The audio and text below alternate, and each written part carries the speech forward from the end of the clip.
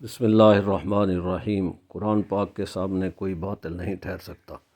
ظالموں کی طاقت، جابروں کی تدبیریں اور دشمنوں کی سازشیں قرآن پاک کے سامنے بلبلے سے زیادہ کمزور ہیں۔ قرآن مجید کا نور بدخواہوں کے آنکھوں کو بے نور کر دیتا ہے۔ میں نے قرآن پاک کے سامنے بارہا طاقتور دشمنوں کو خائب اور خاسر ہوتے دیکھا۔ افریقہ کا کالا جادو قرآنی آیات کے سامنے کچھ بھی نہیں۔ ہندوستان کے جوگی، پنڈت، سادھو اس کلام کے آگے بے بس ہو گئے۔ برہمن پکار اٹھے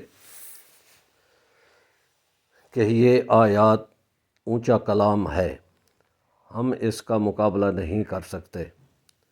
مگر آج کے کئی مسلمان قرآن پاک کو چھوڑ کر ناپاک سفلی علوم کا سہارا لیتے ہیں۔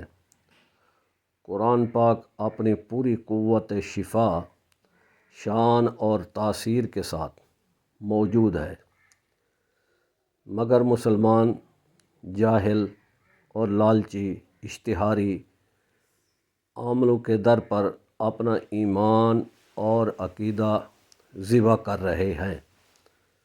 سچے عامل کبھی اشتہار بازی نہیں کرتے۔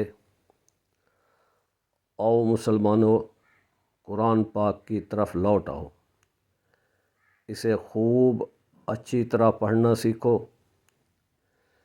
اس کی خوب تلاوت کرو، اسے سمجھو، اس پر عمل کرو، بس اسی میں ڈوب جاؤ، یہ تمہیں پار لگا دے گا، رب تک پہنچا دے گا۔ اپنے معصوم بچوں کو اس نعمت سے محروم نہ رکھو۔ یہ سچی، پختہ اور مضبوط کتاب ہم سب کے لیے رحمت بھی ہے اور شفا بھی۔ دیکھو رب تعالیٰ خود فرما رہے ہیں، وَنُنَزِّلُ مِنَ الْقُرْآنِ مَا هُوَ شِفَاءٌ وَرَحْمَةٌ لِّلْمُؤْمِنِينَ وَلَا يَزِيدُ الظَّالِمِينَ إِلَّا خَسَارًا۔